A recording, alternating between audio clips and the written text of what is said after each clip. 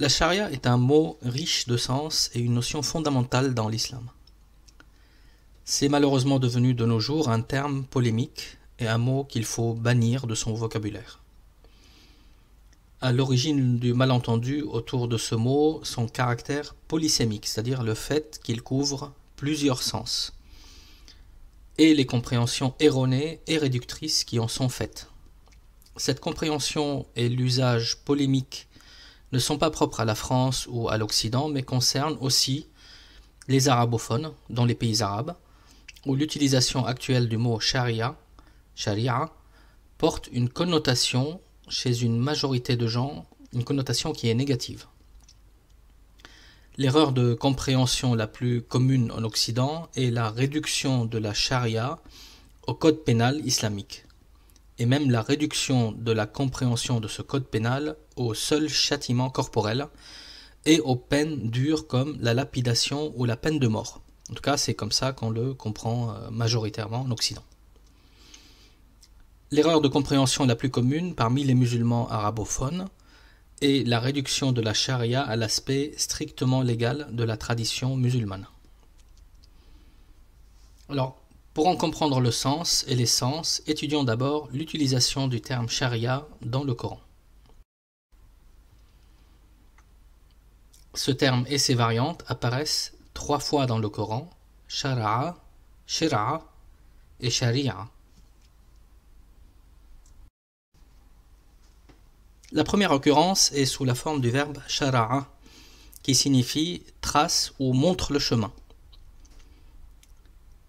Dans la sourate 42, il a établi pour vous en matière de religion, shara'a, ce qu'il avait prescrit à Noé, ce que nous te révélons à toi-même, ce que nous avions prescrit auparavant à Abraham, à Moïse, à Jésus.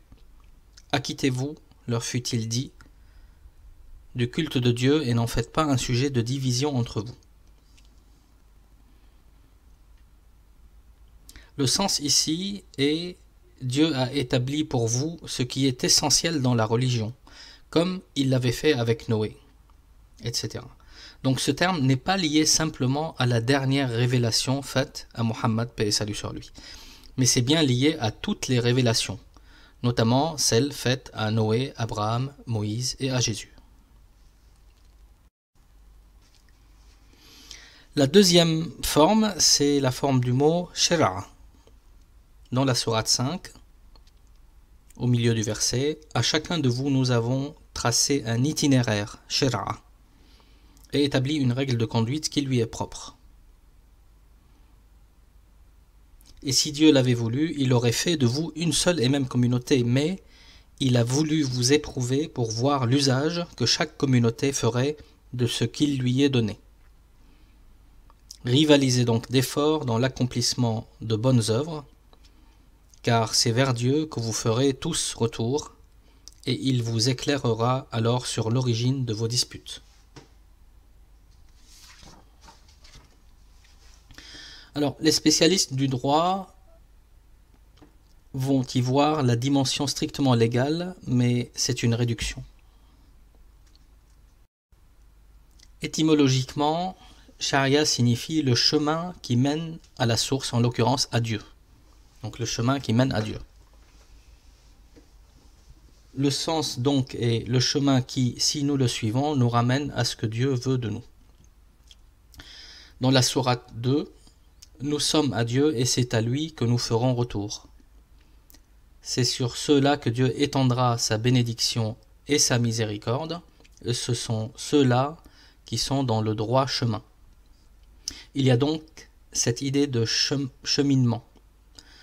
D'autres termes dans le Coran d'ailleurs viennent soutenir cette idée de cheminement, comme Huda, qui signifie éclairer le chemin et guider, Rushd, qui signifie guidance sur le chemin, Sabil, qui signifie chemin également, Sirat, qui signifie la voie. L'entrée dans ce chemin se fait par la prononciation de la shahada ou profession de foi du musulman. Il n'est de Dieu que Dieu et Mohammed, paix et salut sur lui, est son prophète. Une fois prononcé, le musulman se retrouve dans la charia, c'est-à-dire sur le chemin de cette fidélité à Dieu. La troisième occurrence ou la troisième forme, c'est le mot sharia. Dans la sourate 45, nous t'avons ensuite placé sur la voie, sharia, qui procède de notre ordre. Applique-toi à la suivre, ne suis pas les passions de ceux qui ne savent pas. Donc c'est le chemin de la fidélité. Pas du tout dans la double réduction, celle du commun des musulmans, juste un cadre de loi et les lois de Dieu, etc. Ni la réduction faite en Occident où le mot charia devient un indice pour qualifier celui qui l'utilise de extrémiste, islamiste, fondamentaliste, homme dangereux, ou un amalgame de tout ça. Alors que la vérité est qu'il n'y a pas d'islam sans la compréhension de ce qu'est la charia dans le sens que je viens d'exposer. Ce chemin ou cette voie est bordée par les notions de licite qui est sur la voie et de l'illicite qui est en dehors de la voie.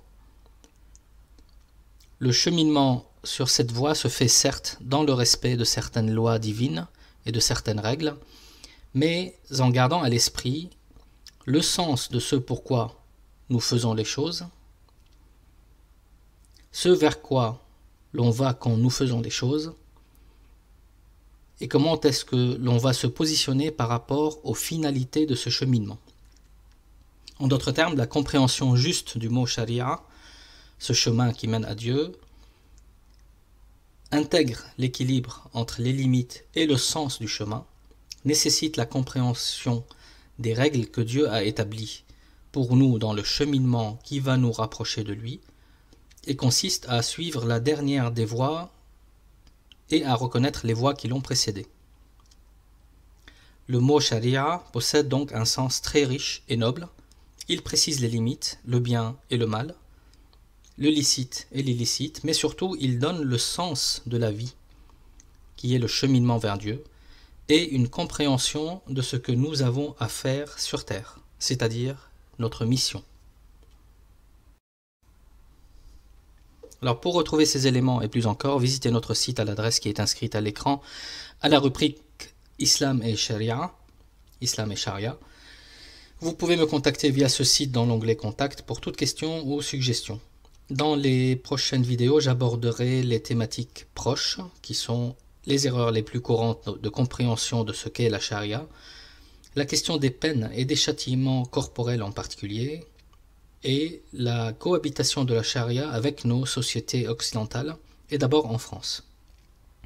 Pour être informé de la disponibilité des prochaines vidéos, vous pouvez bien sûr vous abonner à la chaîne, et si le contenu vous a plu, diffusez ces vidéos auprès des gens que vous aimez.